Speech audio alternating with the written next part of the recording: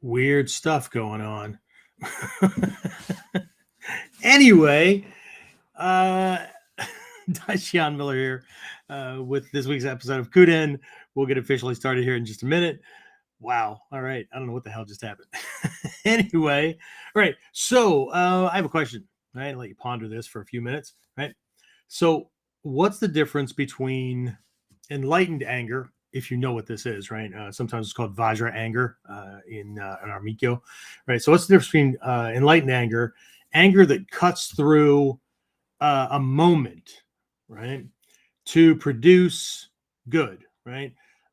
It's clean, it cuts like a blade, it's done, and then it's gone, right? There's no residual leftover, there's no leftover fuming or whatever. So, what's the difference between that and the anger of a self-centered or otherwise, I don't know, spoiled brat who gets what they want, and then their anger is just gone, like a light switch got flipped, right? They got what they wanted, it's gone quickly and as clearly as it came, as though nothing happened, right?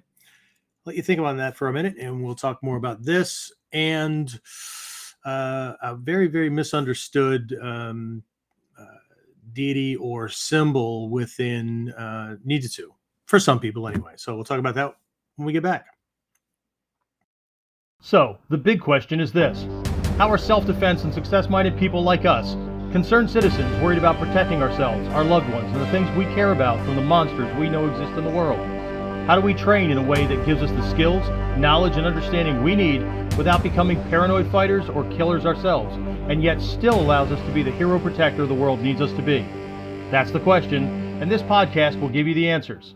My name is Jeffrey Miller, and welcome to Kuden Radio. Real training for real people in a real world. All right. So we're back. James over in the wings. I don't know what he's doing. Well, I can see what he's doing. Either that or his video screen is frozen up. Anyway, hey, Daishian Miller. We're here with this week's episode of Kuden. And we're going to be talking about Fudo-Myo, this character that is within, I was introduced to him through the Ninjutsu side of things, but it's this primary character in our mikkyo study, right? So you, if you're familiar with this stuff, right, and if you're not, well, we'll get you caught up, right? If you go back and look at the slide or that little image that I promoted, depending on where you were, right?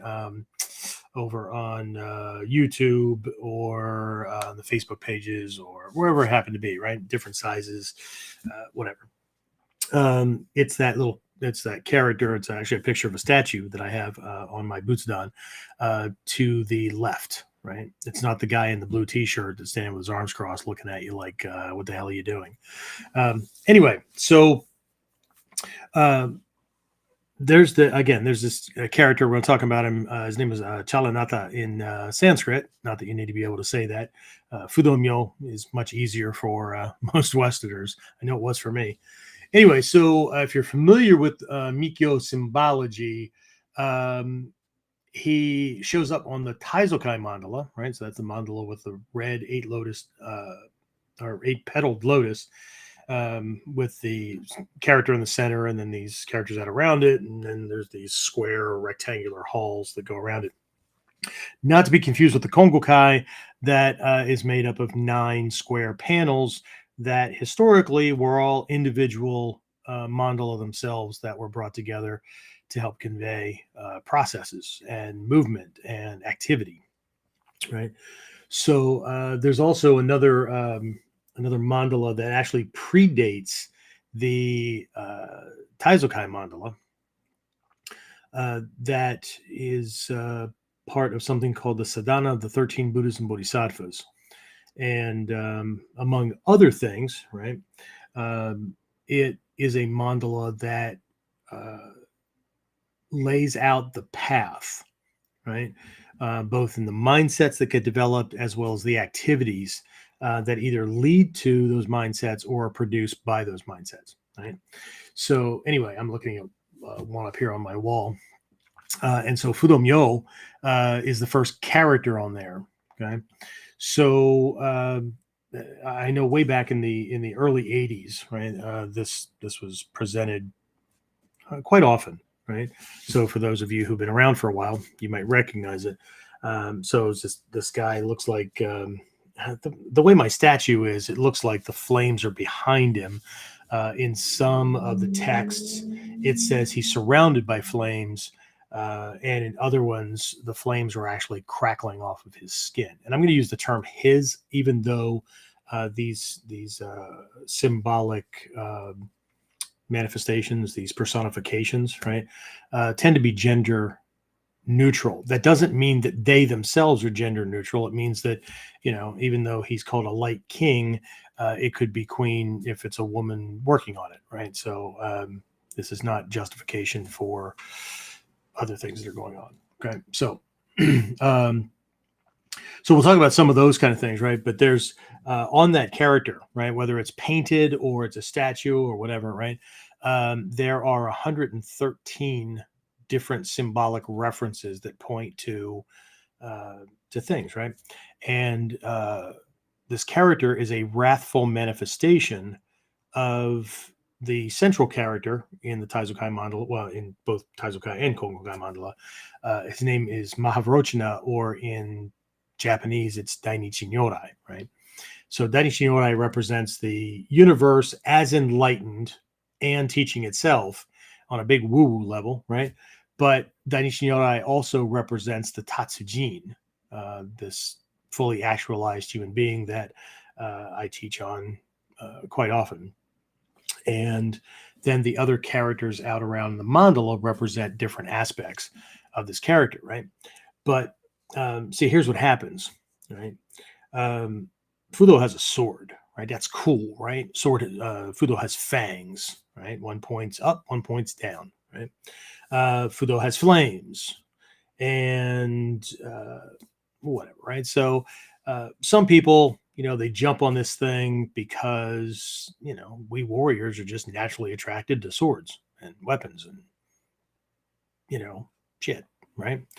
And, but what also happens from a Western perspective is people look at this character and it triggers memories or teachings or whatever from a Judeo-Christian standpoint, where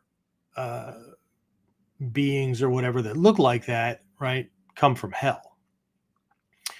And then still other people are confused by it because, well, like enlightenment, man, enlightenment's supposed to be like blissful, like om, right? It's always supposed to be like enlightened people don't get angry, I mean, like they're always like, like always jazzed, and they've sought the cosmic or the universal buzz, and so they caught it and everything is good, right? Yeah, no. That's not the way it works, right? So, but they're confused. What do you mean a wrathful manifestation of enlightenment?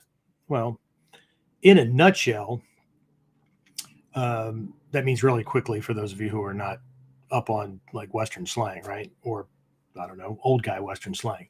But in a nutshell, a wrathful manifestation of enlightenment, or the wrathful manifestation of the teachings, right, acknowledges the fact that some people are not motivated by pleasant talk, pleasant speech. They aren't easily negotiated with, those kind of things, right? And sometimes tip of the boot love is what's in order. Okay. But see, that's only, again, one part of it. So we're going to kind of stick to some symbolic references, because what I want to discuss during this one is trying to come to an understanding. And again, I'm going to be coming at it from many different perspectives, because that's just the way this philosophy is built, right? To kind of give you an idea, right? A lot of people get stuck when they have a dilemma, right? You know what a dilemma is, right? Okay. You've got two choices, and because dai means two, right? Dilemma, right? So you've got two choices. Uh, they're of equal benefit, or they're of equal, what do they say? Choosing the lesser of two evils or whatever, right? So they're equally bad, equally good, whatever. And then they get stuck because they don't know which one to pick.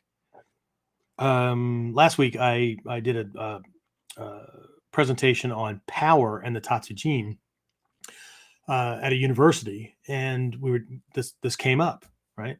And here's the thing, right?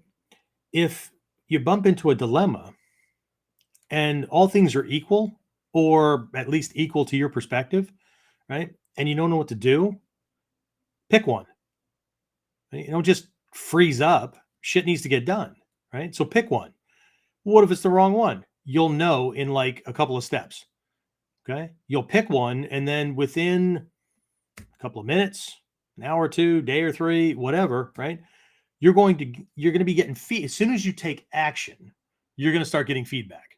And as soon as you start getting feedback, you're going to now know, okay, I need to stop this, jump over onto the other one, or another option is going to pop up, or whatever, right? But often people get stuck, right? They call that paralysis through analysis, right? They just freeze up. What do you know what to do?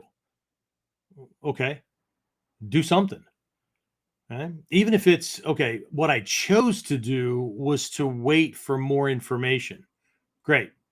Right? Just as long as that waiting is not a cop out. Right? I say I'm waiting for more information, but what I'm really doing is suspending the frustration or the cognitive dissonance I'm having because I can't make a decision, right? So I get this a lot when I'm talking to students about a big thing, or prospects, right, that want to take the training and stuff, right? Now's not a good time. Okay, maybe next month. Now's not a good time. Had somebody for a long time. We were, going to Japan. Okay, going this year? I can't make it this year. Going to go next year. I can't. 9 years in a row. Can't do it this year. Going to do it next year. Okay, and they used to throw me off, and then I went, researching because I'm a nerd that way, right? And I wanted to see if there was something in psychology that pointed that stuff out, and there is. And it's not just cognitive dissonance; it's procrastination. And one of the reasons that people procrastinate is because it relieves them of the pressure of having to think about it now and put up with the anguish of not producing the results. So by putting it off, they actually that actually allows them to stop thinking about it until somebody mentions it again, or hopefully nobody does, right? So it's just one of those things, right? So Fudo-Myo embodies and represents an inner drive that burns up, right? There's that fire thing, right? That burns up these uh, sometimes they're called defilements, sometimes they're called limitations, whatever, but it burns up these things that get in the way of accomplishment, that get in the way of producing the kind of results that we want, right? So, but again, right? I titled this episode Fudo-Myo, right? Knowing when to roar, okay? Because again, here's what I see, right? Because what we're really looking at doing, and what Hatsumi Sensei passed on, right? Because again, we've had this discussion in the past, but to catch some of you guys up that are new, we discussed this idea of him being a jonin, right? High man, right? Running a ninja organization and teaching us jonin level ninjutsu, which is really funny because if you misunderstand it, then everybody thinks they're being taught to be a genin, a low man, a field operative. Okay. But historically, the way it worked was genin taught their children and or students how to be genin. They didn't know how to do anything else, right? So they're the ones we all fantasize about, right? Climbing castle walls, taking on samurai with swords and smoke bombs and shit like that, right? But they're also the pawns on the checkerboard. Okay. So when people read like what the prerequisites or what the requirements, right? There's things about a ninja should weigh no more than. There's all these kind of things, right? They're talking about it gaining, right? Because this person has to get into tight spots and things like that, right? Not the same as a chunin. Chunin, a middleman, right? If you know the James Bond storyline, right? Chunin is like M, right? He's the guy that gets the orders from up top and the directions to where things are supposed to go. He knows his people, he knows his assets. So who has the skill sets for this? And then he's also the one. Now, it's not just management, because Chunin level ninjutsu is not just knowing how to translate the big picture goal into these little micro missions that you're going to send somebody on. Because the Jonin, or I'm sorry, the Geinin, the low man, right? His job or her job is to carry out the mission, information gathering, whatever it was. The Chunin was going to get the information that was being brought back, because he might send out 4, right, into different regions to get a broader understanding, right?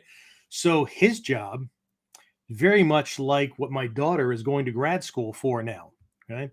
And there's a couple of 3-letter agencies that are chomping at the bit for her, because she's very, very fluent in Chinese and those kind of things. But where you have these other folks that are in position and they're in the information game, but their job is to amass the data and collect it and submit reports where, okay, this is what video shows, da da da da da. They don't do any translating. What they do is document everything.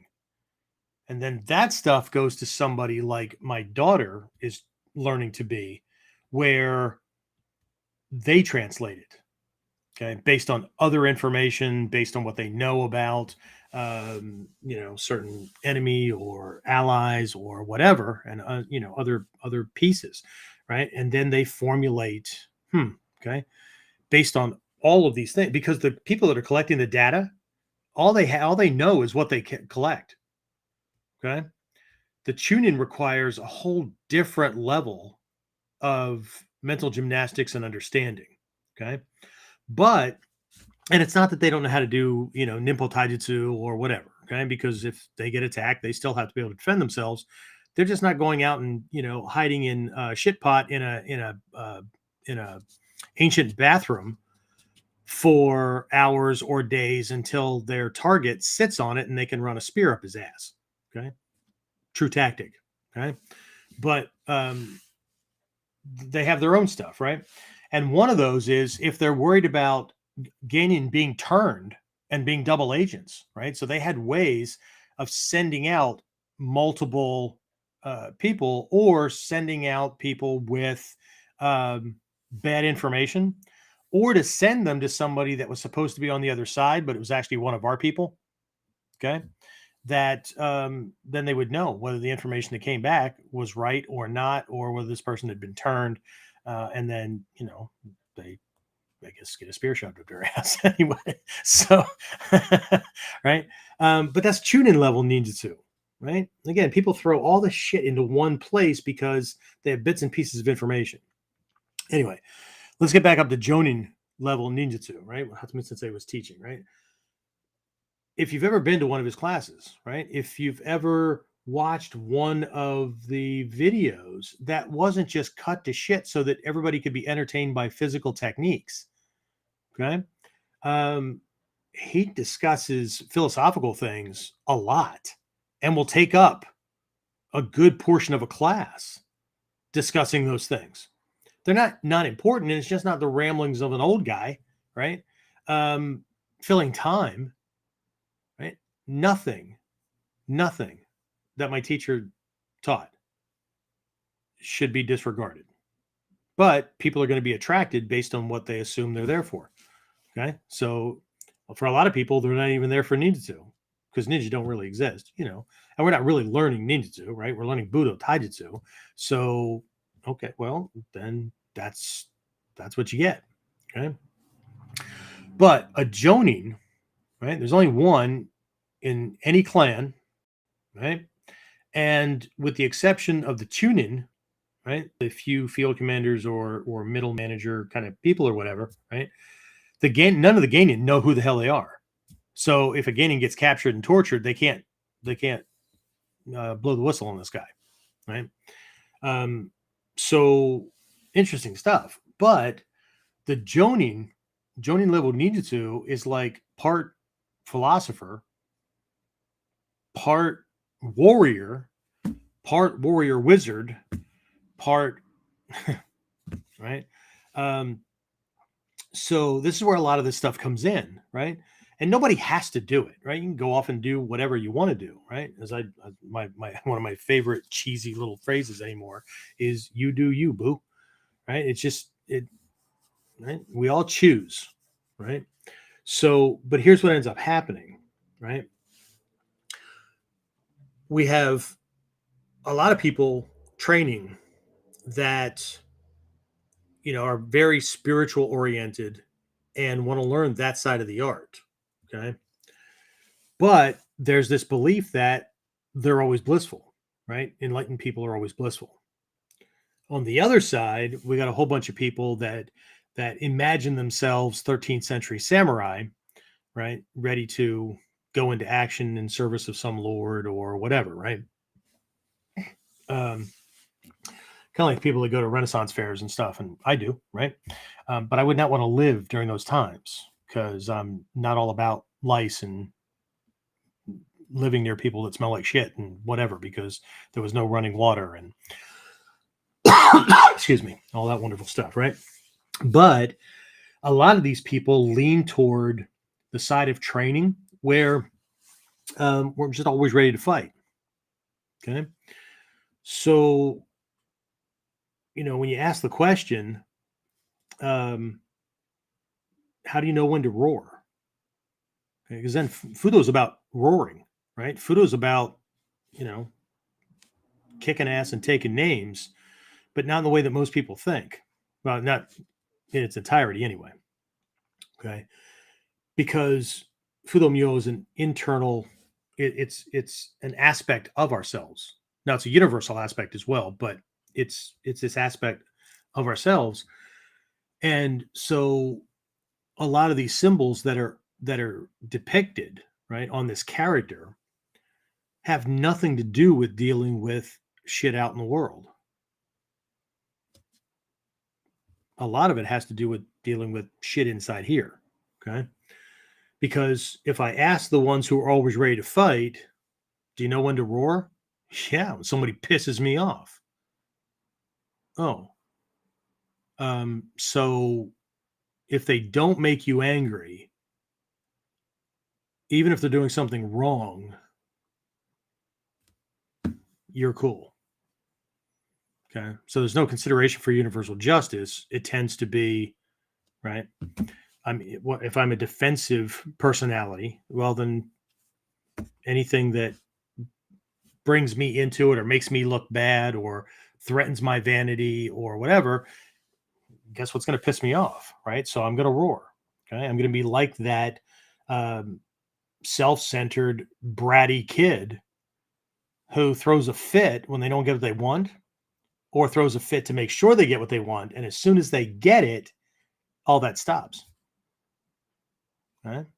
But what I find is those people tend to be pissed off a lot because the world just doesn't comply. Right.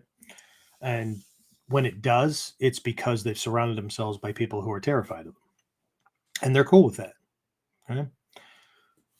On the always blissful side, right, the answer typically to when do you roar is never, right? Anger, yelling, violence is never an option, ever, right? Which is really confusing to me when I'm looking at people that are involved in martial arts. And I don't mean like solo, Tai Chi, whatever. I'm talking they're, whatever. So what I thought would be a good idea was to take a look at the enlightened side, the wisdom teaching side of this anger, because anger is at the heart of this idea of roaring, right? You don't roar when you're happy, right? You don't snarl your teeth and make threats or posture in a way that if the other person does not back down or the threat doesn't back down, what's the Bible say? There will be great gnawing and gnashing of teeth. Okay. So, and there is a lot for this, right? Because one of the biggest things that surprised me, because I came at it, right? Martial arts, self defense, federal cop, bodyguard, that kind of thing, right? But was also studying the blissful side of things. I mean, that's why I got in mikkyo to begin with, because I wanted to work on that aspect of my nature. And then my teacher springs this thing on me, right? Vajra anger. Interesting, right? And I remember because I was at a group training. This is before I asked him um, to allow me to be. Uh, we'll just call it a personal student because I don't like the word disciple and I don't like the word apprentice either because they don't quite fit, right? Um, but he was describing this Vajra anger, right? Like the Diamond Thunderbolt, like truth, it occurs in an instant. It is extremely powerful.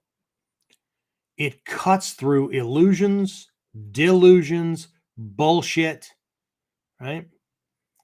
It destroys evil, manipulation, agenda, whatever. But as soon as its job is done, like it's cold, it's clear, it's quick. But as soon as its job is done, it's gone. Okay. So one of the analogies for this that I came up with that I use quite often. So I'm just going to use the same story. So if you've heard this before, I apologize. We got to get everybody else caught up.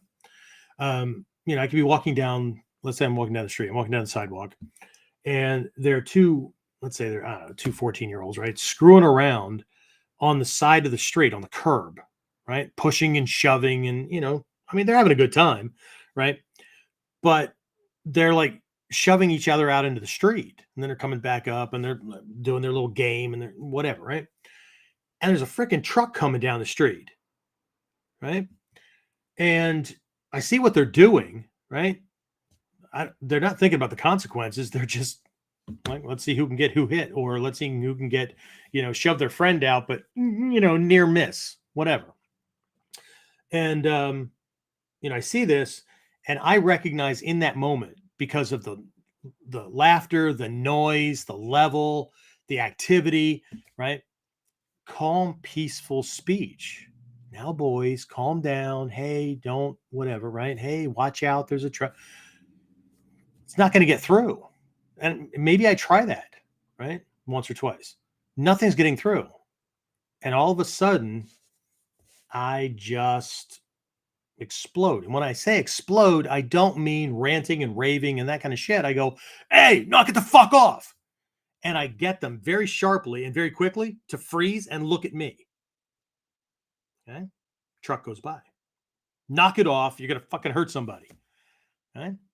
And then I'm done. They stop. I realize, okay, it's done. Danger's over. Right.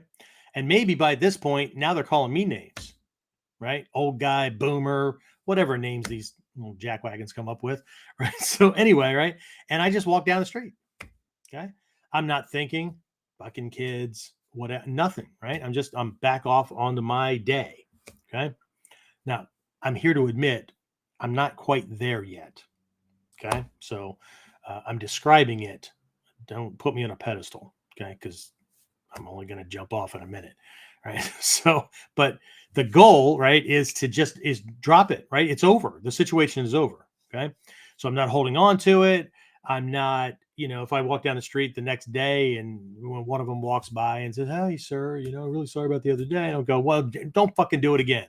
Right. Nothing like that. Right. I let it go. Okay. That's Vajra anger. Cold, quick, that kind of thing, right? And there's no residue. There's no residual steam or grating or anything like that following after. So he was teaching on this, and that question that I asked, for those of you who didn't jump in after the intro, if you were on early, I asked this question, right? What's the difference between that and that spoiled brat? Because I've known plenty of people like that. And I don't mean that they necessarily are a kid. I know people that are husbands, wives, brothers, sisters, whatever, friends, that everybody around them walks on frickin' eggshells. Okay. Because they could go off at any moment. Excuse me. I'm working on a cold here. Where if they don't get what they want, what's that phrase? There's hell to pay. Right? What are some of those other phrases? If mom ain't happy, ain't nobody happy. Well, I just had to figure out in my life whether I wanted to be right or wanted to be happy. And if I want to be with them, I have to choose happy. Well, that's a hell of a choice, right? So anyway, but this person will just, if they don't get what they want, holy shit, right? There's just all this yelling and screaming and whatnot, right? It's kind of like a little kid that, I want it, right? And then you hand it to them, right? And then thank you. That was really nice of you. I appreciate it. And then they're eating their ice cream cone or their lollipop or playing with a toy or whatever it is, but it's like nothing ever happened. And that was my question. What the hell's the difference? Okay. Because people tend to make judgment calls on the action itself, on the activity. Okay. But the activity is at the tail end. It's the manifestation of what? Intent. Intention. When I teach our youth students about bullying, right, we have to discuss the elephant in the room, because when I discuss that, bullies, right, they make threats, they threaten to harm you, or they threaten to take something away from you, or they threaten to hurt you, or they threaten to not, they don't want to talk to you for a while or whatever, right? Okay. Well, how is that different from when mom and dad yell at you? How's that different from mom and dad, like, take away some of your toys, your possessions, or ground you, or, you know what? I'm done with you. I'm not going to talk to you for a while, right? I need to go someplace and cool off, right?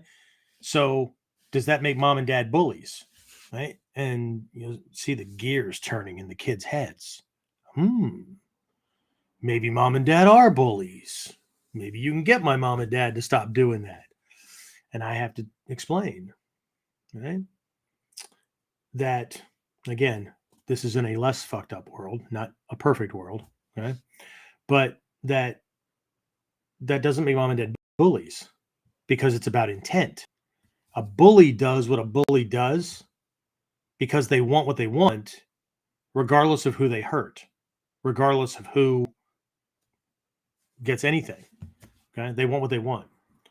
Parents, again, parents who understand parenting, and are not running away from doing the hard things, or are self-serving and therefore make all their decisions from that perspective.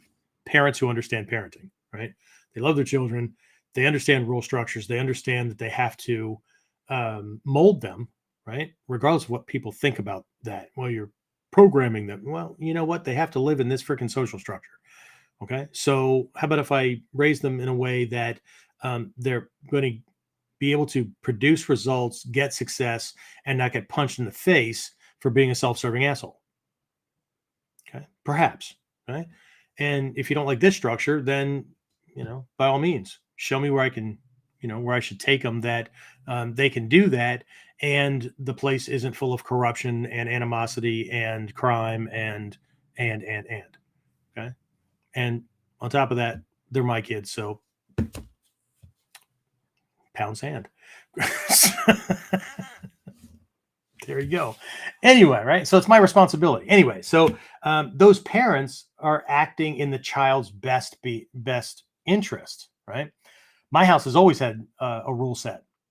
And if you violate the rule, there's a punishment to that, to the degree that the rule, kind of fits in, right? But if you violate it more than a couple of times, the punishment goes up. If you have okay. Why do I do that? Because that's the way the social structure is set up. Okay.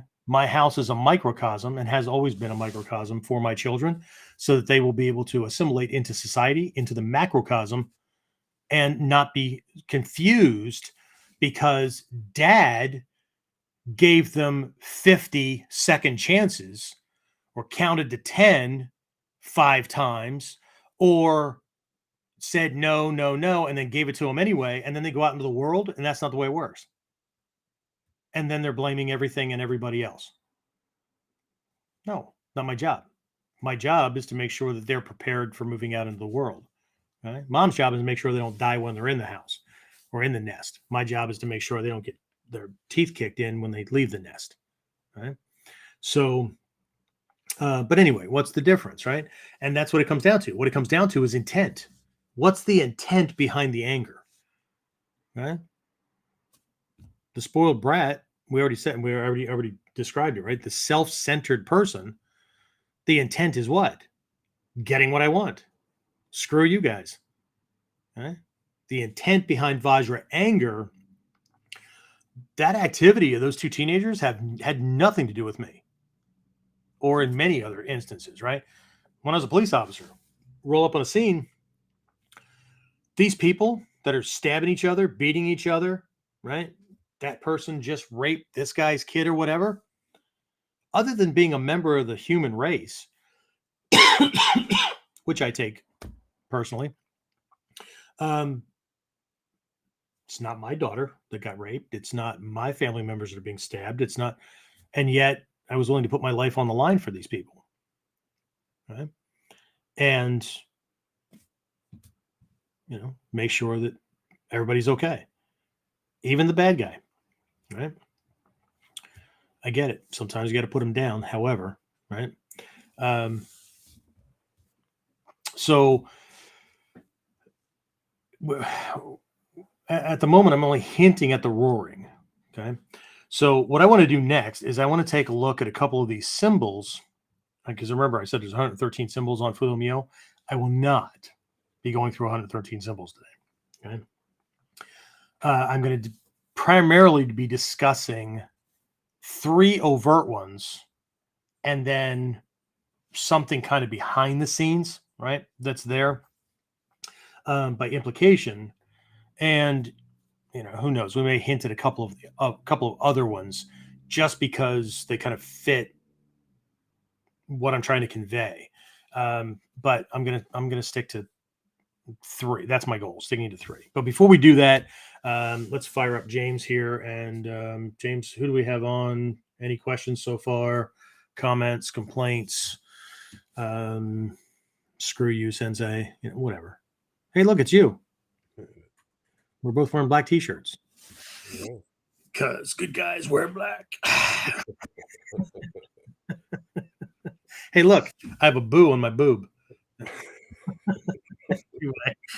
All right. So everybody was taking me seriously a second ago. Now think, oh, that was dumb. Yeah, well, my show, my jokes. Anyway, Dave Fletch says good evening. Hey, Dave. Carl's Thanks for showing up again. Good evening. Some of you guys are getting to be freaking sticky boogers. What's up with that? Anyway, who else besides Dave Fletch? Dave and Carl's on. Carl? Wow. Awesome. Carl, one of these days, you and I have either got to get together on at least a Zoom call or, I don't know, fly halfway around the damn world to have a cup of coffee or something together. Because, I've known Carl for a decade and a half, give or take a year or two. And we've never met face to face. He must be as weird as I am, because either that or he just shows up to see what the hell I'm going to say next. All right. Who else is on? And Jimmy's on. Jimmy. I don't know if I've preempted it or not, but Jimmy always post a high kind of post, or well, probably not because you're reading them. So, well, I didn't preempt it. Shit. One of these times I'm going to sign on and go, hey, Jimmy, beat you. Okay. Anyway, all right. So is that it? Any questions, comments? No, That is it for right now. that's it. Damn. All right. Well, I don't want to talk to you guys either. Going home. Wait, I am home. Never mind. All right. So, okay. You might have to bring up this picture because I do not have a statue of Fudo in my office. I've got iconography, but I'm not getting on a ladder at the moment. Bring up that picture that I posted, or just do a quick Google image search for Fudo-Myo. Fudo, Fudo hyphen M. Like you could see it spelled MYO, and it probably has a long bar across the O for Myo. Or if it's more correctly spelled using Romaji, so English letters, right? MYU hyphen OH. OH means king, queen, ruler, that kind of thing. Sorry. The Sanskrit is Achalanata. So the three primary symbols that we typically look at, in his right hand, he holds a Vajra sword. Sometimes the sword, it has a different name. The names don't matter at the moment, right? I'll talk about the Vajra sword here in a minute. But there's a variant to that sword that you may have seen that has a dragon coiling up the blade, and then it circles back and it's biting the tip of the blade. Okay. In other symbols, like in that statue that I have, it doesn't have that. But I do have a Vajra sword for my mikkyo practice. It's at the dojo. It's at the my primary butsudan at the dojo. It's actually from Tibet, and it has the handle. The sword goes up, and then it has this dragon that comes around and bites on the tip. Anyway, so there's that. In his left hand, he holds a lasso rope, right? That's coiled. It has Vajra at the ends, right? I think it has a hook on one end and a Vajra on the other. But the rope is made of 5 colors. Okay. Yes, everything is symbolic. And then the flames. Okay. Again, there's a lot of them, right? His hair is tied in 7 top knots. There's a lotus on the top of it. It has fangs. One points up, one points down. His eyes are squinting with one more closed than the other, almost like this suspicious, like, what are you doing kind of look. His brow are furrowed. There's a whole bunch of stuff. But the sword, the rope, and the flames will suffice for now. Okay. So again, in the iconography, right, like with statues, it's really difficult to depict the flames. He's described in the Dainichi Kyo or the Mahavrochana Sutra, right? He's a wrathful representation of this Dainichi Nyorai, right? So the universe, or the Tatsujin, right? He is one of the Vijayaraja, or the Light Kings, and basically they compose what is typically known as the army by which you will storm the gates of enlightenment. How's that for a cool translate, right? Let me make that a little bit more mundane, right? That, what that is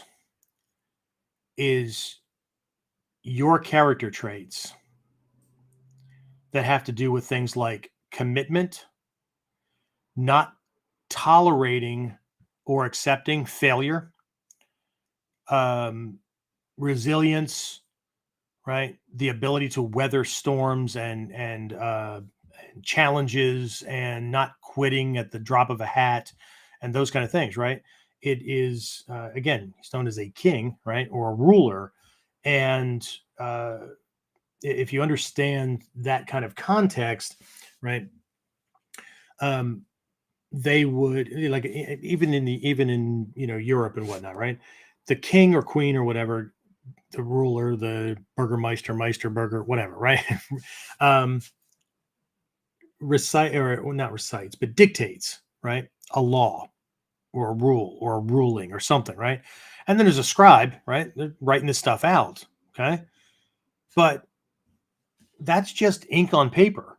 I know it's rules and it's what the emperor or the ruler or whatever said, but it's not until this wax is dripped on it and this seal, right? It's either in the form of, something that you hold in your hand, or it's a ring. In Japan, we have these things called hanko, right? In China, they're called a chop, right? It's a signature block. Okay.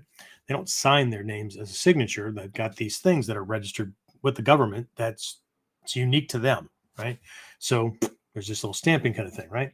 When that seal goes on, right? That is the order, right? Now it's official. Now it is by decree. This is so, right? And there's similar syllables at the end of a lot of mantra, right? Swaha, those kind of things, right? That you make a statement, and as the ruler of your own realm, this is so. This will be so. These kind of things, right? So it's it it represents these things that most people would consider to be negative traits, right? You just told somebody to get the fuck out of your way. You've got more important shit to do than to put up with their stuff or to listen to their lame ass story. How rude could one person be? I don't have time for that drama. Right? I'm trying to accomplish something. I'm not sitting around at the water or standing around at the water cooler, wasting time and stealing money from the company because I don't feel like working right now. Right? And on the balls to clock out and go home because I don't feel like working. I'm getting shit done. Right? So see, a lot of this stuff is just going to, right? But what that does is, well, what does it do? Right? It makes people who don't want to live like that, who don't like that, who don't like to be reminded, right, that they're stealing time and whatever, right? It makes them not hang out with you. You know what that is? That's less impediments and limitations in my way. It smooths the path. Okay.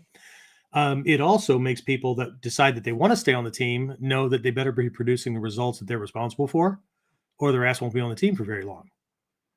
Okay. Well, you're not being very nice. It's not about being nice. It's about accomplishing the mission. Okay. People need to understand the difference. Okay. Everybody wants to be nice. Okay. Well, that's not very compassionate.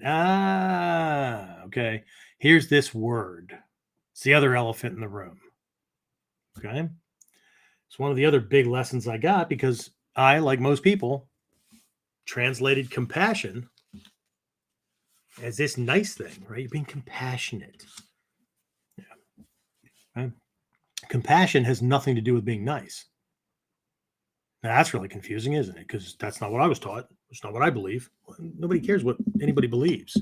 I mean, I do, as long as you're producing results with it. But compassion has to do with giving someone in need the help that they need to move forward.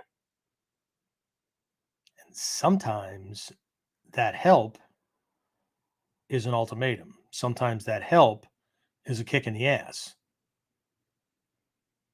Compassion could look like sympathy, empathy, whatever, right?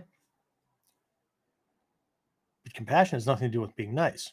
And I'll share a story because this is the same story that my teacher gave me when I had a hell of a time getting my head wrapped around it. He says, "Okay, let's say that you're the head of the department at the FAA, right? And if you live outside the U.S., that's okay. That's our Federal Aviation Administration, right? So you're head of a department, right? And you divvy out pilots' licenses. It's your job, okay? You need to make sure that people have their flight hours, they've done their ground school, they have all their prerequisites for the type of aircraft they're trying to get a license for, right? Single engine, double engine, Lear, jet, whatever, right? So that's your job. And you got this friend, okay? We'll call him Frank, right? You got this friend, right? And Frank weasels up and goes, nudge, nudge. Hey, dude, how about slipping me a license? Okay. Well, what you do with what you do for your friends, right? Eh? No, most people would not consider that me telling Frank to go pound sand. Are you nuts? No. Go to ground school, do what the hell you're supposed to do, and I'll be more than happy to sign off on a license for you. But dude, I mean, well, I guess we're not really friends if you're not going to hook me up. I guess not. Because if your assumption is that friendship gets you what you want, regardless of whether you've worked for it or worthy of it or whatever, then friendship to you is a tool. And so I'm going to say no, because if I give you the damn license and you try to go flying, you killing yourself and creating thousands, tens of thousands, or millions of dollars worth of damage is the least that's going to happen. Because it's quite possible you're going to take out a whole bunch of other people with you. So compassion is not limited to the single in the moment act, but it's a consideration of a bigger picture. Okay. Has nothing to do with being nice. And notice when I said this, right? I didn't roar in the same context that a lot of people think of. Okay. Because some people roar just because. Okay. Most of the people that are close to me know that if I roar, it's to stop something from happening. But the moment I stop, if it's still continuing, the moment I stop, there's this little glint in my eye and there's this little smile, but I stop talking. Okay. I mentioned that Fudo-Myo has one fang that points down, one that points up because they're centered between heaven and earth, descending energy and ascending energy. And the fangs have other things as well. But she is also, those of you who are on video can see me do this. Those of you who are on audio only cannot. I'm biting my lip. What is biting your lip the universal symbol of? Not talking. Okay. I'm holding this in. Okay. I'm biting my lip, right? It's kind of like, also there's another one that's in not neurolinguistic programming, facial micro expressions. There's a universal sign of, I want to say something, but won't. Okay. But that's typically, well, it could be on either side. Somebody that is about to roar or could roar, but is holding it in, or somebody who just stuck their foot in their face and they know better and they decide to hold it. And it, for those of you on video, it looks like this, right? The lips turn in, press down on each other. And there's that, okay? That's the sign of somebody who, right? So again, being able to read these kind of things, right? This is where this whole, the stuff behind the wrathful deity, remember, because Fudo is a wrathful manifestation of this fully enlightened concept, right? Someone who gets it, right? So if Fudo has to come out, compassion as nice, or whatever you want to call it, right? Nice, sympathy, empathy, negotiation, cajoling, whatever, all that shit's failed. Right? And we need to stop this mess now. Okay.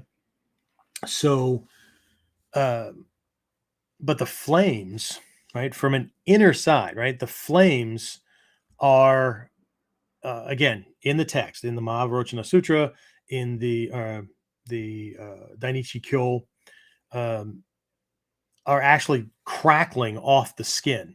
It's the internal fire. It's the drive, right? What the hell does that come from? That comes from somebody who is passionate about making something happen. Okay. Could be an artist, could be somebody who has a goal and damn it, I'm making this happen.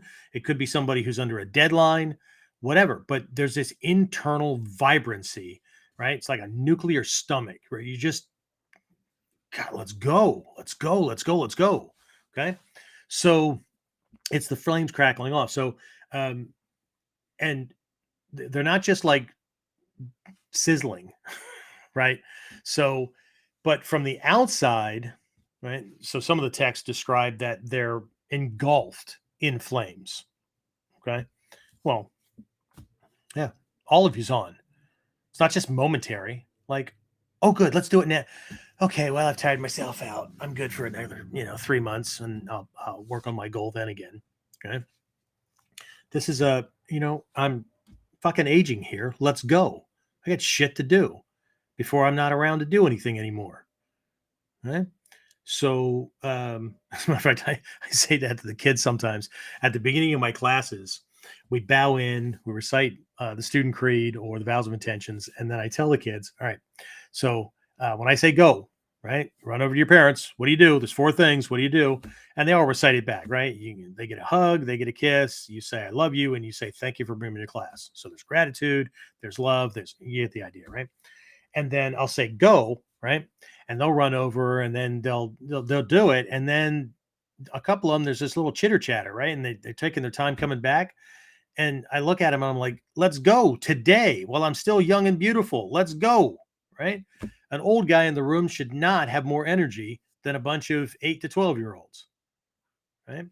So, and it's not because I want to get through class. Like, I want to get class started, right? I mean, there's so much shit in this martial art, I can't possibly convey it, but let's go, right? We're wasting time, right? So there's this flame, okay? But the flame also, right? That passion is also what gets you through the shit times. It's what gets you through when, right, all kinds of impediments pop up, challenges and whatnot, right? So if you look at that image, I don't know if you can see it so well in that picture that I popped. You know what? I can just pop it up here. Is it right here? Is it this one? We had weird problems when I brought it up earlier. No, it's not the right one. Where the hell is it, James? We just had it up earlier.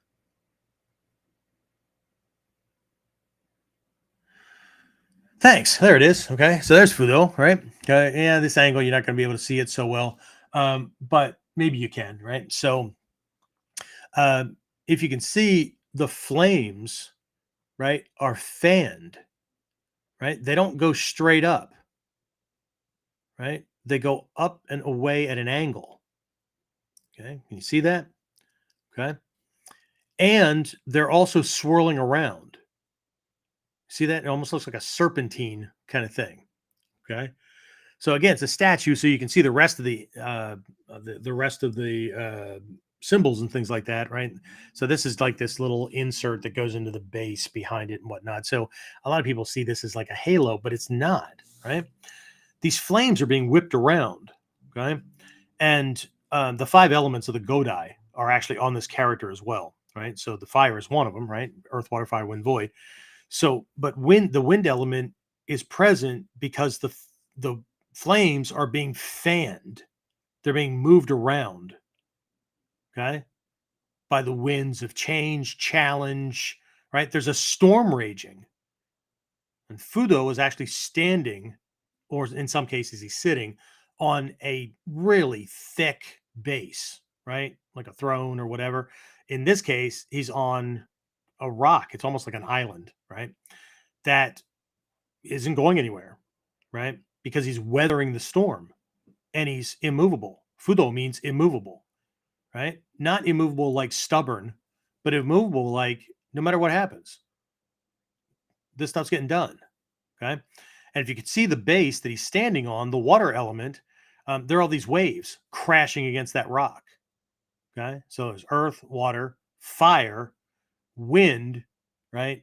And then the other symbols collectively make up the void, right? So anyway, but the flames, right, engulfed in this passion, right, this commitment, this inner fire is so hot, is so strong that it's not limited by the surface of his body.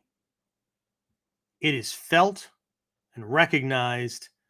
It cannot not be felt by anybody around him. Okay? If you've ever been that motivated or that hot because people were doing dumb shit, right? Everybody in the room could feel it, right? But it's not, you're not keeping it inside. This is like everybody can tell, right? You're highly motivated, you're whatever, okay? But these flames also burn up anything that tries to get in the way, okay? So, what about the other ones? Well, the other ones, right? The sword. You probably can't see it from here because the text with my name and all that is kind of at the bottom. But if you get a chance again to look up one of these images, this is a Vajra sword. In the past, I have shown. Can you take that back down again, James? In the past, I've shown a Sanko. Now I don't have a Sanko in my office. I don't think I do. No, all I have are Goko. So these 5-pronged Vajra or Dorje. Some of you know them as Dorje. That's the Tibetan word. And again, I apologize to those of you who are on audio only. You just kind of look it up, right? But if you do a search for a Sanko. Okay? It's a Japanese word, Sanko, right? It's a 3-pointed Vajra. Now, it's going to look a little different from this one because this is Tibetan. The difference between Tibetan ones and Japanese ones is that the Tibetan ones, all the points merge and touch. The Japanese ones, the points do not touch. They all point at the same point in space. Okay. But I'm trying to hold this so that those of you on video can see that, right? There's five points to this. But the cool thing about a Goko is that if I hold it at a certain angle, it looks like a 9-pointed one. I've got those as well. But if I hold it just right, it looks like it only has 3 points. Okay. So the bottom part here that's sticking out from under Fudo's hand, right? You'll notice as a Sanko. Okay.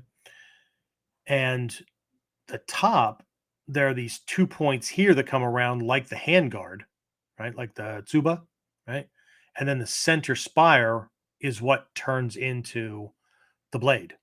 Okay. The Sanko is the symbolic, there's the symbol for the Sanmitsu, the triple secrets. Okay? Thought, word, and deed, channeling thought, word, and deed to accomplish things, right? It's the Sanko is the symbol of success, the 3-pointed Vajra. Okay. So, but the sword itself is the sword that cuts in all directions. Okay. So it's not limited to, like a katana, right? There's only an edge on one side. But at the same time, even though it looks like a double-edged sword, it actually is more like, I don't know, would be a good modern reference, like a lightsaber, right? There is no edge. If you touch something with it, it falls off or cooks, kind of thing, right? So, but the sword represents intellect, okay? The sword, its job is to cut through illusions. It's to cut through the veil of bullshit that people try to convince you is out there in front of you. Limitations, rules, spoken or implied, whatever. Okay. It is to cut through the impediments of the external world that keep you from your goal. Okay. Again, illusions, those kind of things, right? So, but that again, that's intellect. Okay. People coming at you with bullshit and stuff like that. Still not roaring, right? But my actions or my look or whatever, it could be passive. It could be quiet. It could be I ask a simple question that pisses somebody off because they're trying to ignore that part. But I could also roar. Okay, so the flame is the fuel behind the roaring, right? But when do I do this? Again, I'm trying to act based on Vajra anger, wisdom anger. I'm trying not to be angry at all, right? But when all else fails, when niceness doesn't work, right? When logic, or not logic, but trying to be rational with somebody or trying to negotiate or whatever, when that kind of stuff doesn't work, right? I'm not laying down. I'm not putting my dreams on hold because somebody else is afraid. Right? I can make them feel as comfortable as possible, and I can make them feel as safe as possible. but I will not allow them to be an anchor. See how mean that sounds? Because we've been convinced that you do whatever to make somebody happy. Some of us have decided that we don't do that, but there's another implement that he holds that's very similar to the mirror. Okay. Because at some point, those people have to face the fact that they're egocentric. Okay. They're, it's all about them. Okay. So there's a balance here. Okay. Which is why I'm very selective with who I allow into my world, including my wife. We've been together 16 years. She's weathered more than anybody else. Okay. But I was very clear in the beginning, because that life purpose discovery program that we have out there, okay, that is a condensed version of the work I've done to find me, okay, and to live to a certain code, or whatever. Okay. So she and I didn't get together because I needed to fill a void. We didn't get together because somebody's better than nobody at all. We didn't get together because she loved me and, oh, wasn't that cool? And, well, you got to have somebody. Right?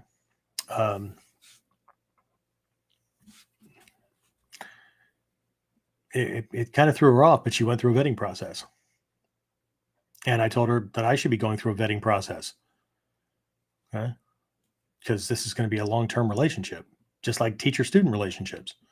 Okay? That's why I don't just sign somebody up because they want to be a student. Okay? Not looking for disciples. Okay? But if you think I can help, we can have a discussion about what your goals are and what I expect, and see if this is a good fit. Because it always sounds like a good fit until somebody gets held accountable for something. Right? Anyway, so the sword, again, is used. It's a form of roaring, right? But it's the intellect, right? Using logic and rationale to make things happen, right? Because it's about clarity.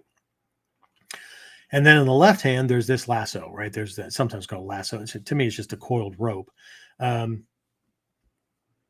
has the hook and the vajra, whatever, right? But remember, I said it was made of 5 colors. So during the process where I was working with Reverend Jikai through my mikkyo studies, and I needed to come home and create my own butsudan, on the part of the active meditation stage, so to speak, right? There's a gateway. It's the only way that you reach into it, or you can reach under this rope that goes around it, right? To get things, you never reach over it, okay? Or around this gateway. But there's a rope that goes from the sides of the gate out around the 3 other sides and comes around to just the front part that it meets the gate. Mine goes up and around the gate this way. But if you look at the Taizokai mandala, those of you who have a picture of it or have a full-on, poster print or something like that, I want you to look at the center of the Taizokai mandala. Okay. So you see the 8-petaled lotus, the red lotus, and the 9 characters, but go out to the border, the thing that's making the square. Look at the square. The square is comprised of 5 squares. Each is a different color. It's the boundary. So the active meditation, the ritual space, is the center of the Taizokai mandala. Okay. Excuse me. Where the hell was I going to find one of these things? Right. I could have ordered it from Japan, but these implements in Japan are really freaking expensive. And let's just say that at that point in my life, I was not all that wealthy, but I did know how to braid rope. So I bought 5 colors of it wasn't yarn, it's like cord. Okay. And I attached these things to I think a doorknob, because I think I was stationed in what was then West Germany, and backed away. And it took me quite a while and it was a counter twisting kind of thing, like rope is made, because it looks twisted. It looks like I made it with a machine. Okay. But basically, I use the same technique that we teach people how to make rope out of grass. We do wilderness survival stuff. So anyway, I made my own. So these 5 colors, right? And what the hell's up with the 5 colors? Right? Each color represents one of the 5 Buddha families. Okay? One of the 5 uh, realms on the Kongokai mandala. Okay? Earth, water, fire, wind, and void. Each one is value, motivation, leadership, that kind of thing, right? That kind of I stand for something. That realm. Another one represents the student, the scientist, the researcher, the seeker of that which can be known. Right? There's that realm.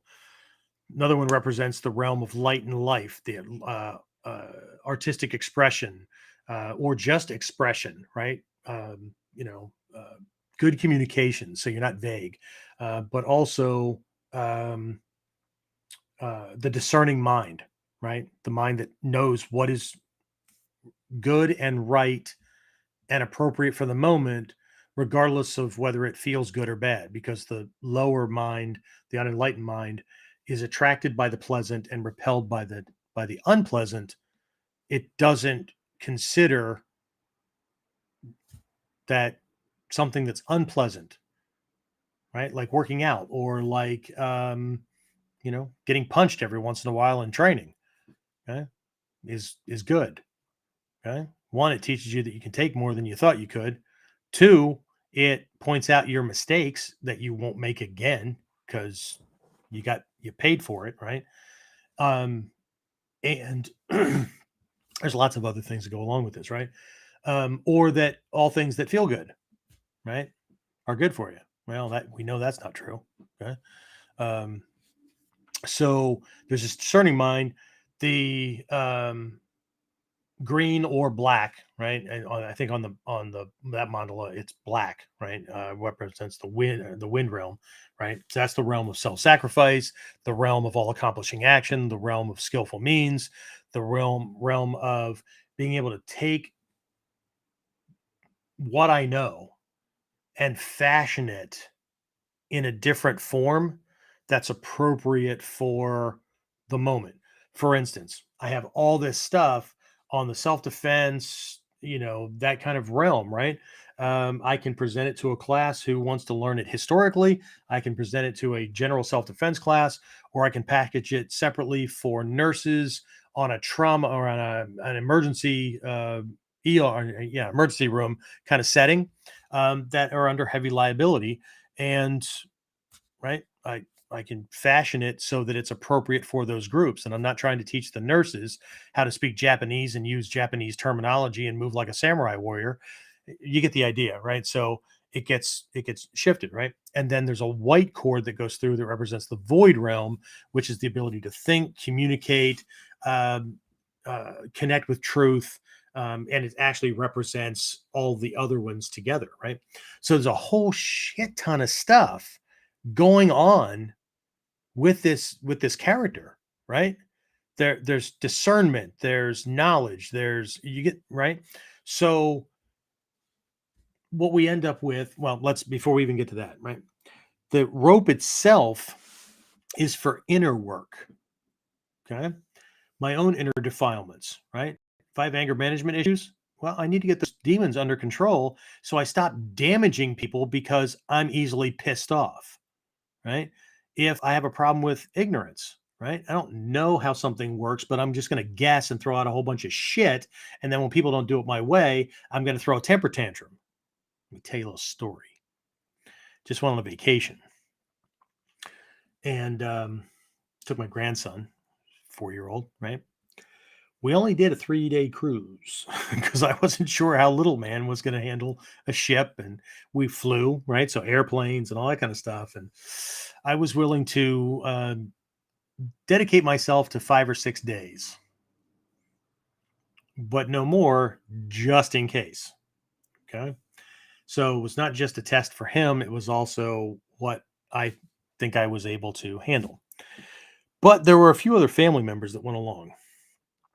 And while my wife tried to play interference or run interference quite a bit, um, I did the Fudo biting my lip quite a bit.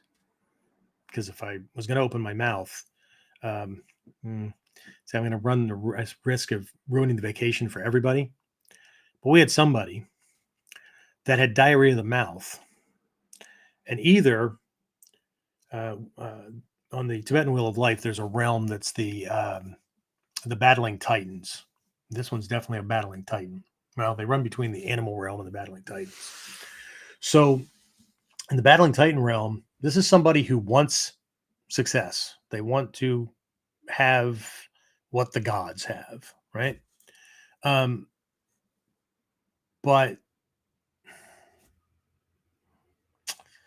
they're just not willing.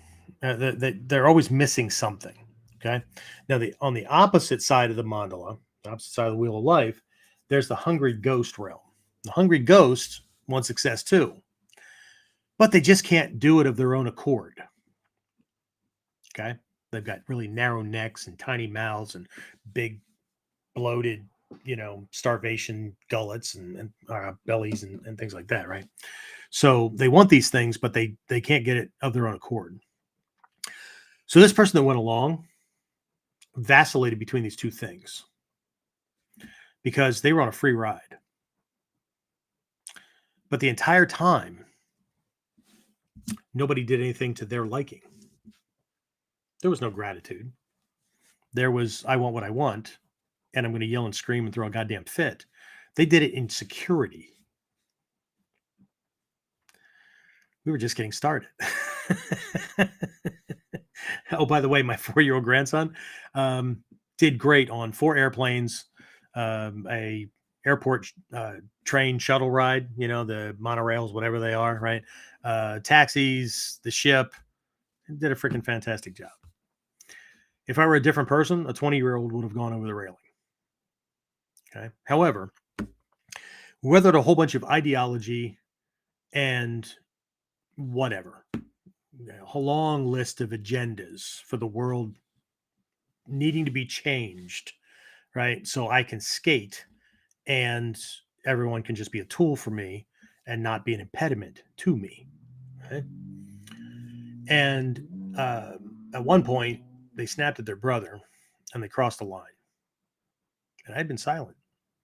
I gave him sideways glances every once in a while. That little Fudo thing with the eye and the furrowed brow and the biting of my lip. And yeah, well, the moment came. And I'm not going to use the same tone that, let's just say, I'm sure that more than a few people looked in my direction. But I couldn't see through the flames. I mean, I could see them. They were inside there with me. Okay? And I said, we've tolerated this for days. I've had enough.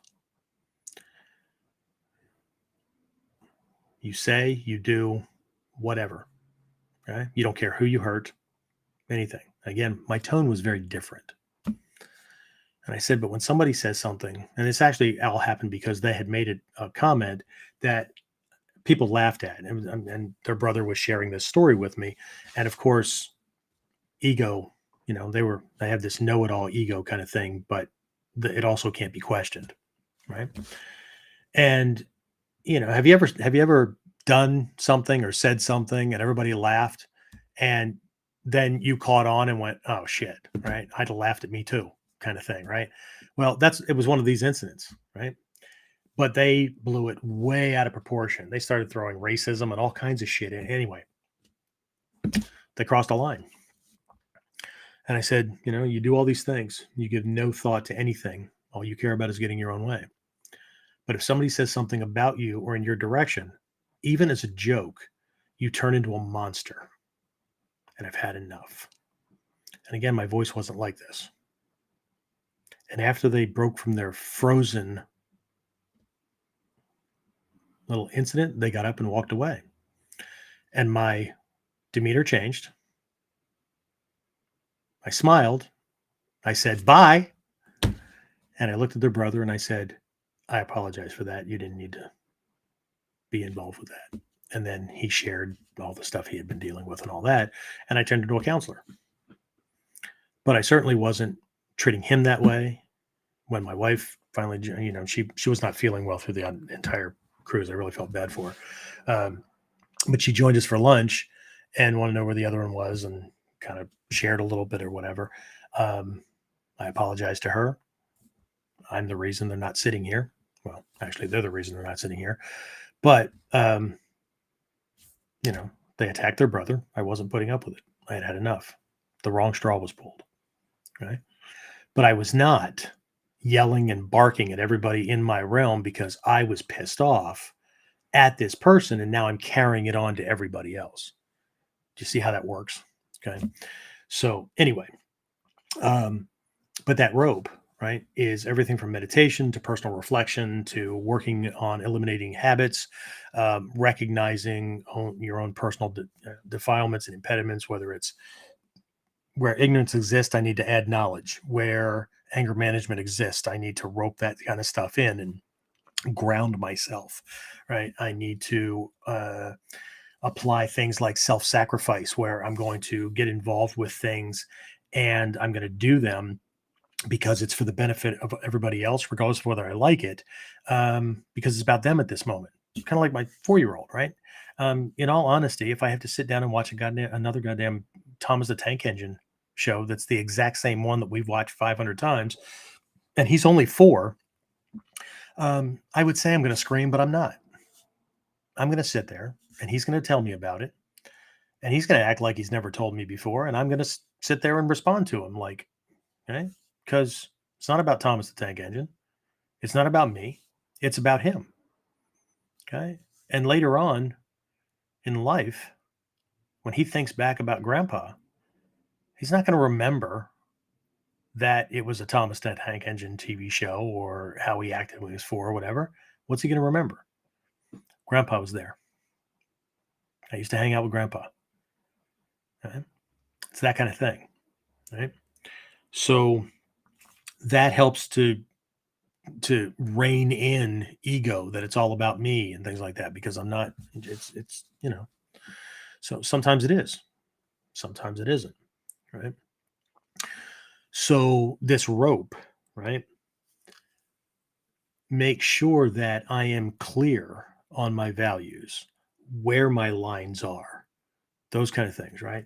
To make sure that I've got this anger thing under control, that it's not going to be a self-serving kind of thing. As a matter of fact, at this point in my life, you can say and do just about anything in my direction. But if that thing that's coming at me is going to harm the school, my students, my friends, or my family and my ability to take care of them, you can think it's about me all you want, but it's not. Okay. So, but there's this clarity, right? And that's what the rope is, right? The rope is there to bind up your own demons and cast them aside, or to at least bind them up and gag the motherfuckers so that they don't get out of control, right? And they're not doing dumb shit and causing damage in the world. Okay. So while we could really dive into a bunch of these other ones, right? What are we really looking at when it comes to when, right? Based on this whole Fudo-Myo wrathful, this wrathful manifestation of enlightenment, right? When do we roar? Right? Well, I came at it from a whole bunch of different directions. Right? I can't tell you when to roar because I don't know what's important to you. Right? But I can tell you that the more it's about you, the more you're likely to roar, and then stop roaring when you get what you want. When it's about somebody else, the roaring is protective and it stops bullshit. And it's no different than when I would use an Ichimonji no Kamae, when I would use a sword, when I would hit somebody with a shuto. No different. Right? But again, we're walking that sword's edge. Okay. We are trying to do no harm, right? We're trying to walk a spiritual path, but at the same time, swords at the ready. Okay. And that was one of the analogies that I was given a long time ago. To be on the warrior path is to walk the sword's edge, okay? Where you are able to step off on either side, peace or bloodshed, equally. But that's the reason it's called a sword's edge, is because it's quite the balancing act. It's not just because it's a fine line. Well, there's a fine line between peace and no, there isn't. That's like parents who won't do the hard job of parenting, right? Telling somebody, well, you can't discipline your kids because you'll get in trouble for child abuse and stuff. You know, there's a fine line. There's no fucking fine line. It's a chasm. That's a cop out used by people who aren't willing to do the hard thing and tell their kids no. Right? And that's just not my take on it. That's just about every judge in our freaking area and children and youth and whatnot. And the only ones that have a different opinion have never had kids. Okay. And it's really, really easy to have an opinion about something. And that's what it is. Okay. Less functional than an asshole, by the way. Okay. Really easy to have an opinion about something that always works. Well, at least up here, always works in your freaking head, right? When you're not there. It's kind of like wisdom. It's easy to be wise when you're not in the thick of things. Okay. Remember what I said about Fudo? Standing on a rock, it's being battered by waves, right? What will dampen your freaking passion? What would dampen your flames? For those of you who went through the Sanji Shichidobon program, we talked about this passion and desire, and how your results and the results that you produce are in direct relationship to the heat of that desire to make it happen. We're not talking about Trishna, misdirected desire that causes suffering. We're talking about your passion and direction and commitment to make something happen, right? So if you got this, heated, this has got to happen, right? You're going to produce way better results than somebody who has, that'd be nice. Yeah, well, maybe you don't need it. Huh? So, but the flames are fanned, right? Those flames are swirling behind him, right? Because the winds are that strong. Shit, anybody can be enlightened when things are perfectly fine. Okay. Fudo, immovable, firm, standing, resolute. This shall be so, no matter what. Okay. So when does Fudo roar? When the shit's hitting the fan. Okay. Anyway, questions, comments. James, you have anything to throw on top of this? You've been working on this stuff for a while. Of course, you're already very Fudo-like anyway. Well, it's quiet.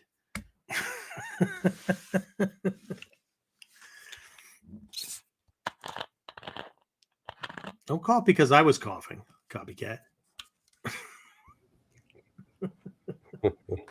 Anyway. The only thing that's coming is Dave Fletch said being compassionate can be a coup de grace, not always nice. Well, yeah, okay.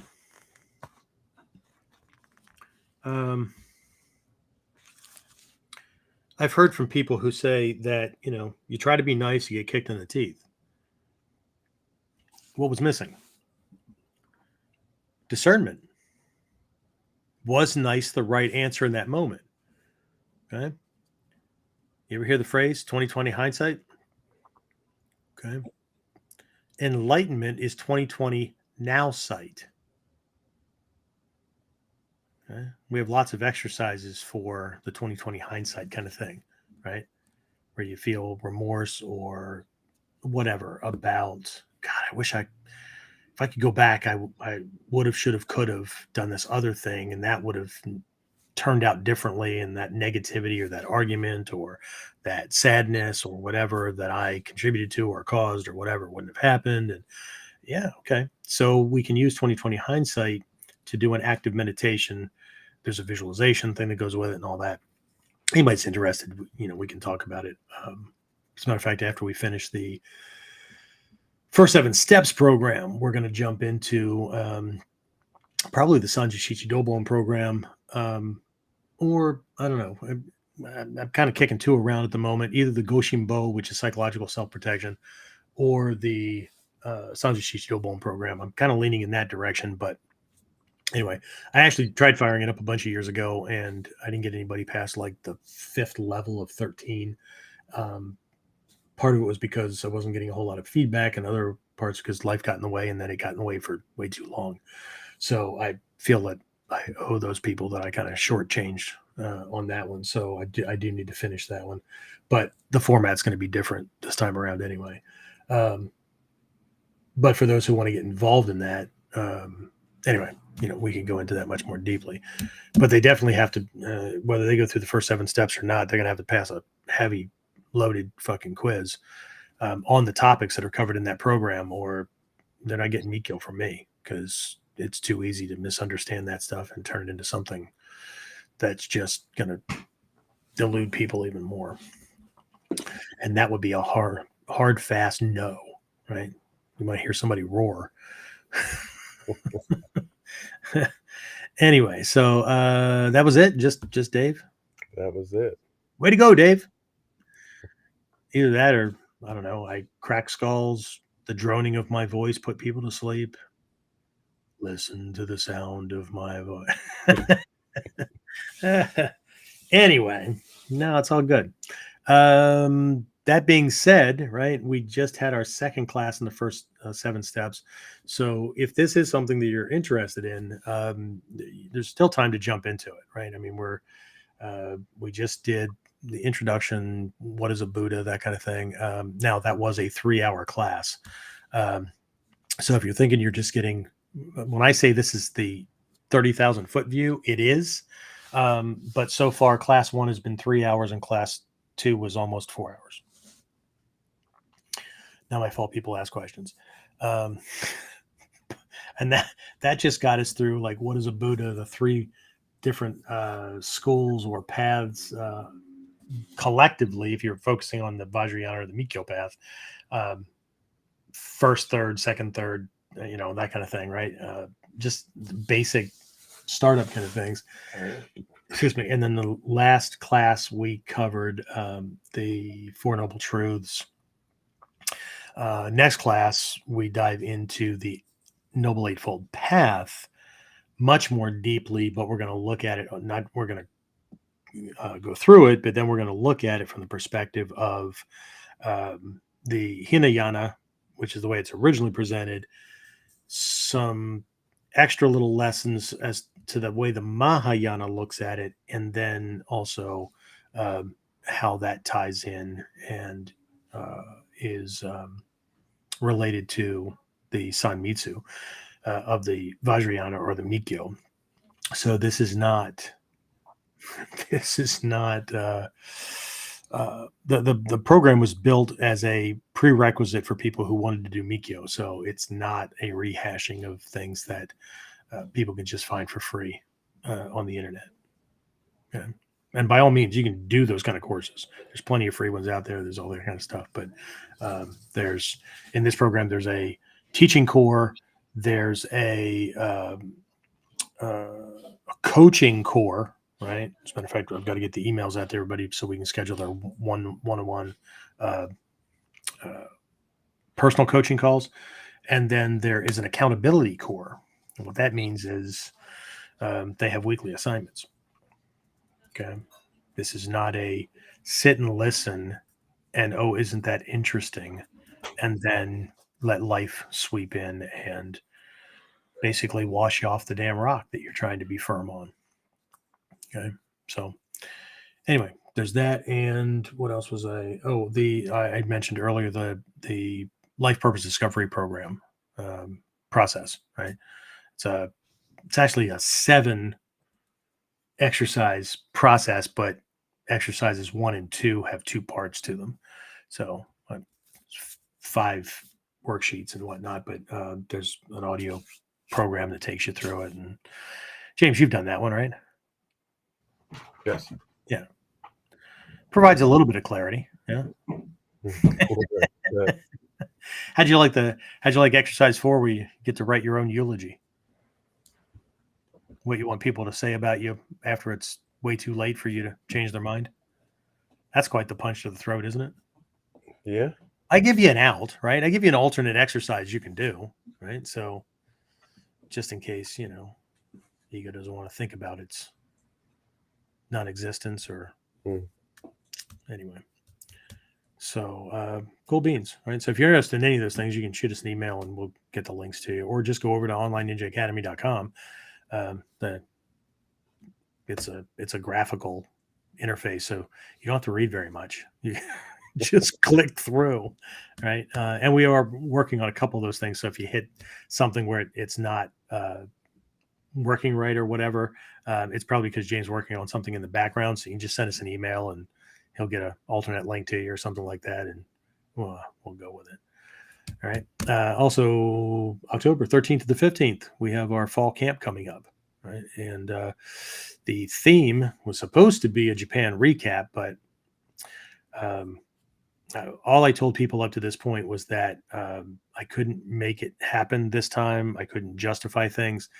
And go ahead and mention it now because it may interfere with a Kuden or something like that. Or for those of you guys who are on in the virtual training, I let the people know that we're in the Foundations of Ninja Self-Defense, our Module 1 program. They were on their Monday Q&A thing.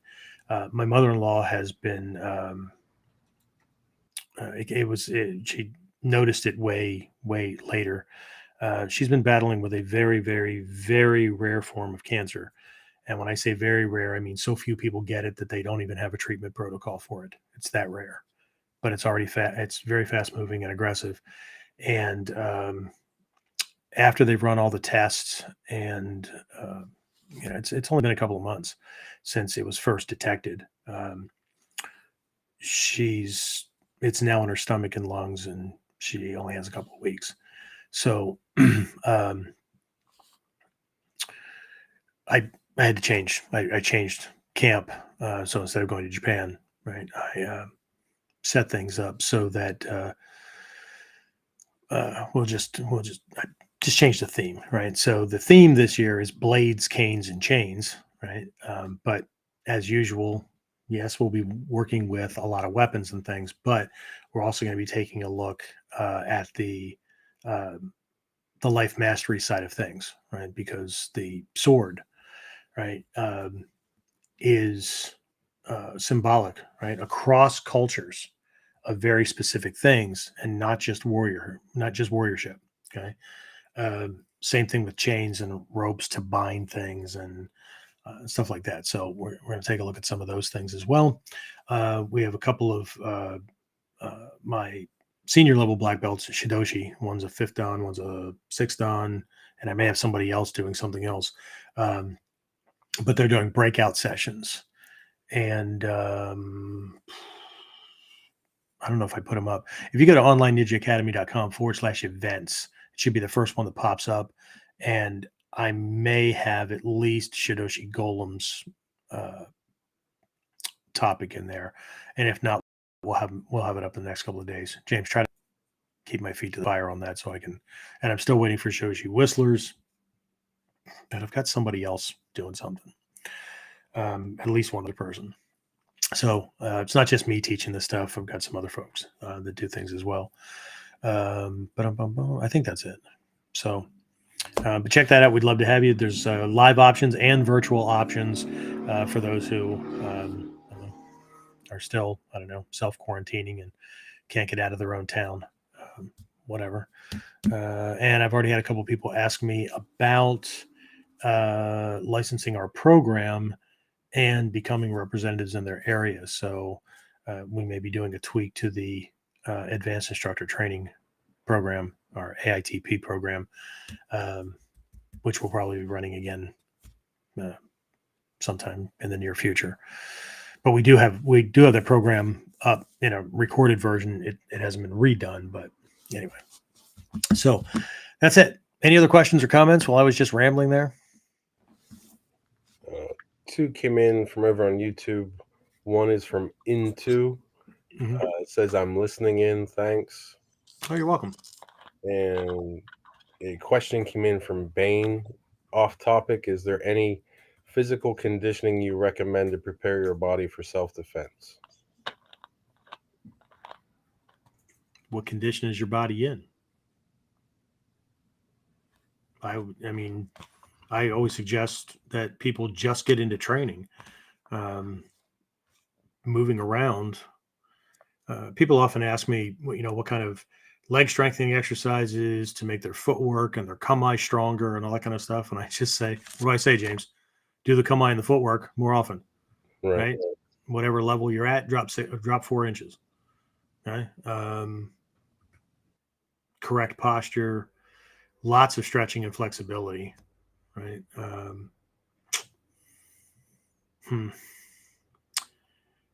Maybe I should formulate this because I don't have it as an actual program, but this question gets asked often, and I just covered this.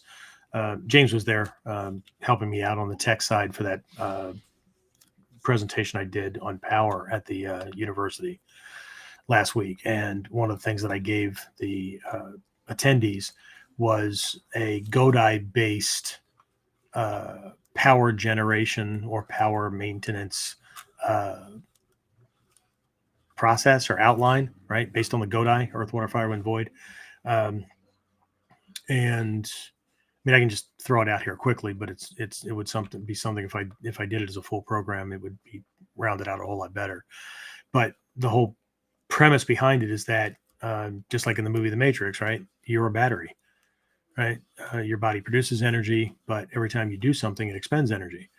The question from a ninja standpoint is, how long can you go? Right?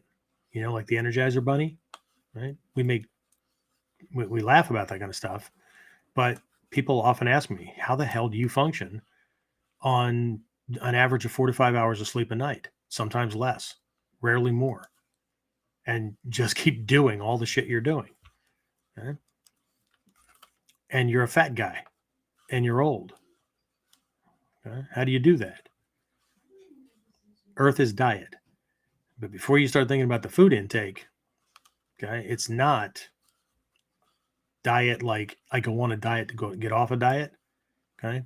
It's managing mineral and nutrient intake, because you have to think on the cellular level, not just on the muscle level or the O2 capacity of your lungs or whatever, right? Because your body is only as strong or powerful as the weakest cells. Okay? So your cells need magnesium and calcium and potassium and all kinds of things, right? So diet is, are you getting these things? And if not, are you supplementing to make sure you stay in good ranges? So the electrical impulses and the chemical processes that your body needs to do what you need to do to be where you want to be, that it's working that way. Okay. So earth, water, fire, wind, void. Earth is diet. Water is water. You're 70 to 80% water, your cells. Okay. Are you? Okay? And it's not about just like stay hydrated, because a lot of people are overhydrating. And a lot of people are not hydrating kind of in the right ways. Okay? But fluid intake. Okay. Also fluid outtake. Okay. Sensei, how do I know if I'm properly hydrated? Okay. Your urine is clear or almost clear. The darker it is, the less you are. And most headaches come because you're dehydrated. Stop popping pills and make the pain go away, and listen to your body and start by adding fluids or whatever. And if that doesn't do it, then pay attention to your health. Oh, because I've had a headache for the last week and a half. It wasn't started by the 20-year-old. Okay. It's not hydration. It's I have a sinus problem going on. Okay. Fire. is metabolism, so it's exercise. Okay, but not just muscle exercise.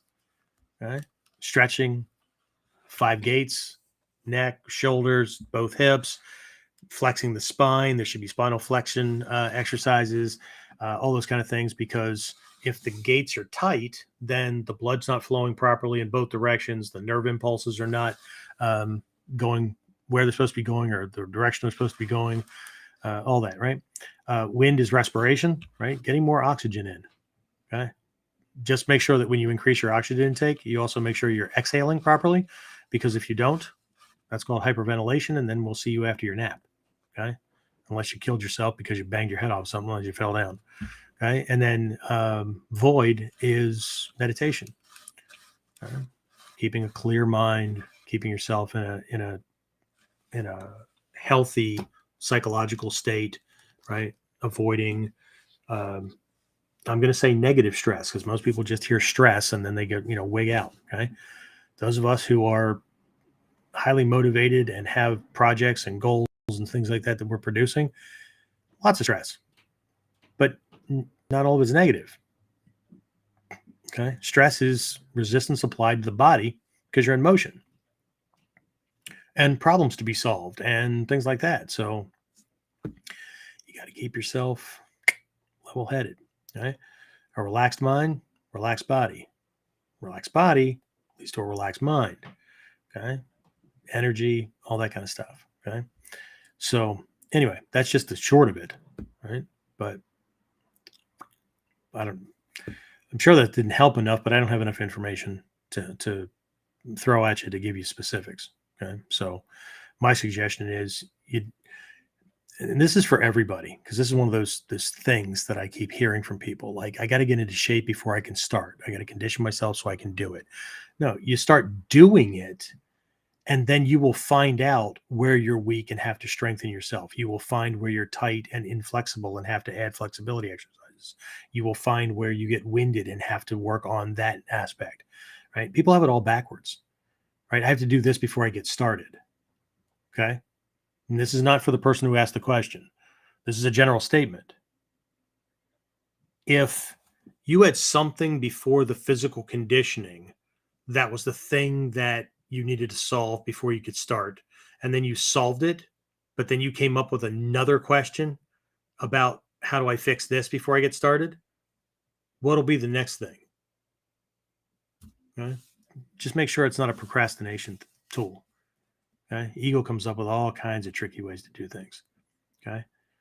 We covered this in a Kuden a while back, and this was also in the Sanjushichi Dobon, right? The foundations of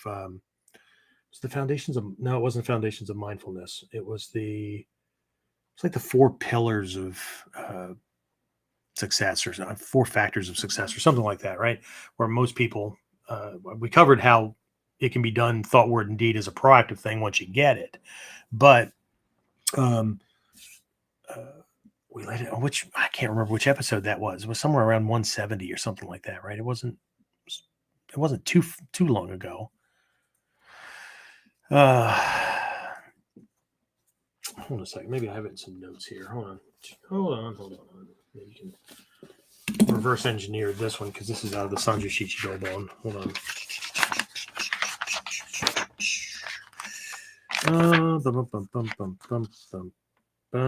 4 bases of transcendent intention. So it was the how to practice properly, or something like that, was the way we titled it. But most people, they have an interest in something. They want to learn as much about it as possible and get everything set up, right? And then they want to do the work, and then there's this investigation and study and stuff like that, right? Well, they skip right over that part, right? But the interest, well, it has to stay long enough, Sensei, because I have a tendency to quit things. Well, when you want to stop that, okay? And then they try to gather all this stuff, right? I need to know everything about it before I start. Really? No matter what you come up with, you're not going to know enough about it, right? You're going to be wrong about most of it. Well, how will I know what that is, right? Okay, good. You go from interest to jumping into a damn class. And class will tell you what you need to know And then the more you learn, the more you know, that's good. And the more things that pop up, right? Some of the things that you're going to know are things that you now know exist, but you don't know anything about it. And that's going to lead to investigation and study and whatnot. And hopefully it'll feed back and increase the interest and all that. I mean, there's not just me, but guys like Carl and a bunch of people that have been around, James and whatnot, that, we've been doing this shit for a long time. Maybe not just needed to or whatnot, but the more we learn, the more it just becomes like a, wow, holy crap.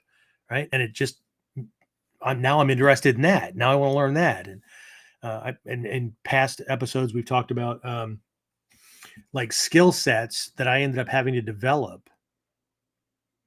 That part of it was just in ninjutsu. Like, shit, I didn't even know I was going to have to learn that stuff or know anything about that. I mean, it led to me learning neurolinguistic programming and facial microexpressions and all kinds of things to be able to read somebody, understanding the psychological warfare aspects that can be used every day by understanding people's needs or desires, the different words, right?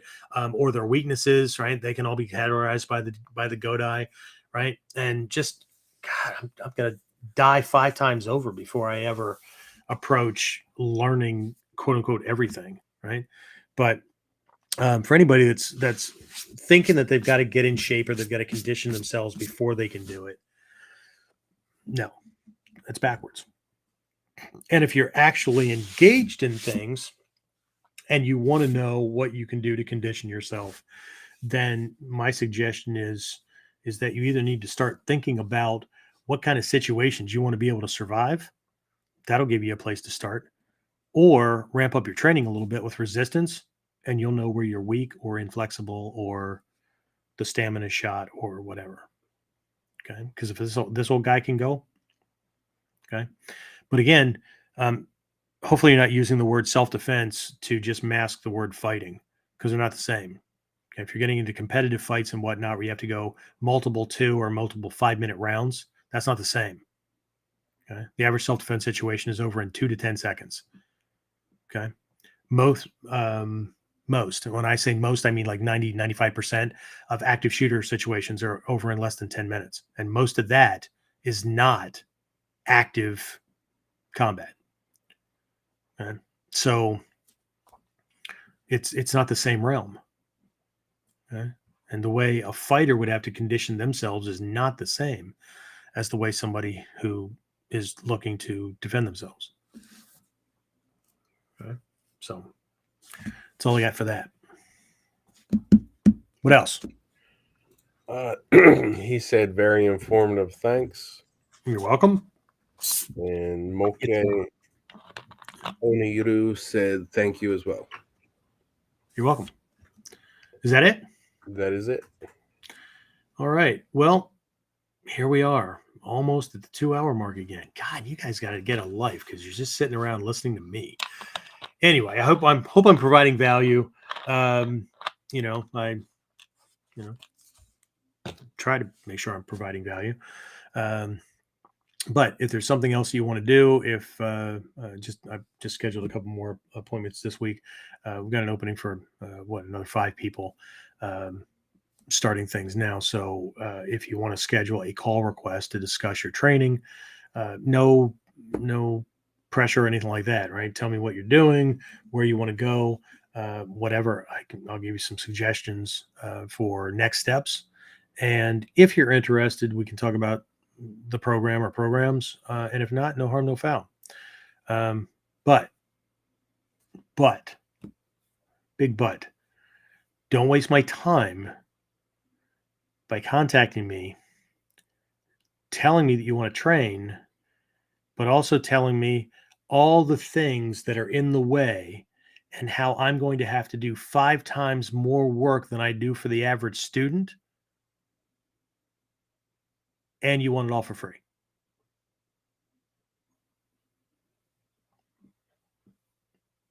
That's not going to go well. Okay. So you want free? Go to YouTube or find somebody who needs students to validate their existence. You want help? You want direction? You want a kick in the ass every once in a while when you need it? And don't contact me because you need somebody to motivate you. I'm not a motivator. Okay? You get down on yourself. Well, there's no point. I'm going to go. Yeah, you're right. Because whatever you believe to be true, if for nobody else, it's true for you. Okay? We're here to be warriors, not pussies who want to be. And that's how I'm going to end this one. It's a mini roar. All right. That's it. I'll talk to everybody next time. Be safe. Train hard. Enjoy your what? Oh, enjoy your week unless you're listening to a recording.